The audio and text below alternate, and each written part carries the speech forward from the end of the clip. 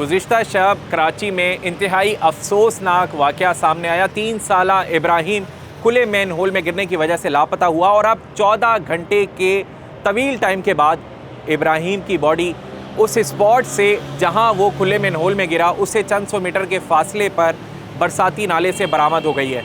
गुज़िश्ता रात इस तमाम तर वाक़े से आगाज़ करें तो तकरीबन 10 बजे के करीब ये अफसोसनाक वाक़या सामने आया, जब शाह फैसल कॉलोनी की रिहायशी फैमिली ख़रीदारी के लिए निजी डिपार्टमेंटल स्टोर आई और वहाँ बाइक के करीब ही एक मेन होल के ऊपर गत्ता रखा हुआ था। जब बच्चा बाइक की तरफ भागा और उसका पाँव उस गत्ते पर पड़ा तो वो खुले मेन होल में जा गिरा, जिसके बाद क़यामत खेद मंजर था। माँ जो है वहाँ आहो बका करती रही, ज़ारो कतार रोती रही और फिर रेस्क्यू के अमल का आगाज़ किया गया अपनी मदद आपके तहत।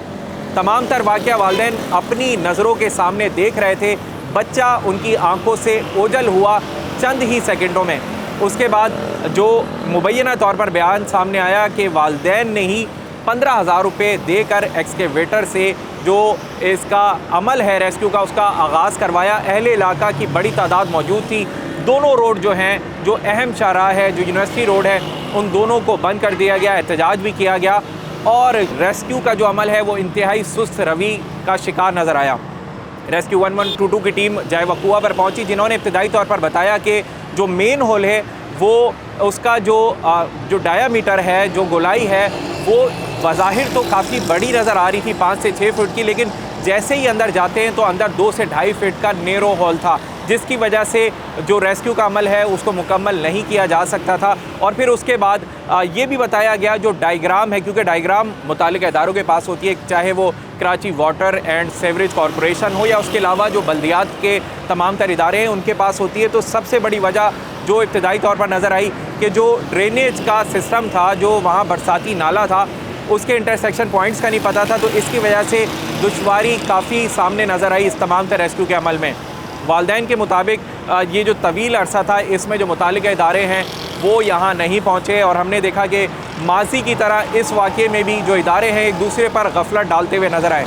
Karachi water and sewerage board के मुताबिक, जो कॉरपोरेशन है उसके मुताबिक, वो जो जगह है वो बरसाती नाला था और इसी वजह से वो उनकी डोमेन नहीं थी। और उसके अलावा जो टाउन का स्टाफ है वो भी वहाँ जो एक दूसरे पर मलबा डालता हुआ नज़र आया। अब इस तमाम तर वाक़े को हुए 14 घंटे गुजर चुके हैं और बच्चे की बॉडी को रिकवर कर लिया गया है। इस पर वज़ीर आला सिंध की जानिब से नोटिस भी लिया गया। मेयर कराची की जानिब से प्रेस कॉन्फ्रेंस की गई, जिसमें उन्होंने बताया कि गुज़िश्ता साल 88,000 जो कराची के मेन होल्स हैं उन पर जो ढक्कन रखे गए और 55% जो टाउन म्यूनसिपल काउंसलर्स होते हैं, चेयरमैन होते हैं, उनको वो ढक्कन दिए गए, यानी कि ज़िम्मेदारी उन पर भी डाली गई। अब ये अफसोसनाक वाक़या पेश आया है। अब वहाँ जो तमाम तर रास्ता था उस पर जब ये रेस्क्यू का अमल का आगाज़ किया गया तो जगह जगह गड्ढे किए गए और उसकी बच्चे की तलाश को कोशिश की गई कि उसको तलाश किया जाए।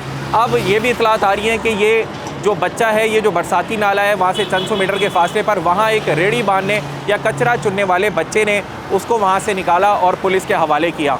अब ये तमाम तर अफसोसनाक वाक़यात रवा बरस जो हुए हैं, जितने भी मेन होल में गिरकर या नालों में गिरकर डूबने वालों की तादाद 24 से ज़ायद बताई जा रही है रेस्क्यू इदारों की जानिब से। अब इसकी तहकीकाती कमेटी भी बना दी गई है और अब इंतज़ार किया जा रहा है जो भी इसमें मुलविस होगा, माजी की तरह एक और तहकीकाती कमेटी और एक और बयान के जो भी इसमें मुलविस होगा उसके ख़िलाफ़ सख्त कानूनी कार्रवाई की जाएगी।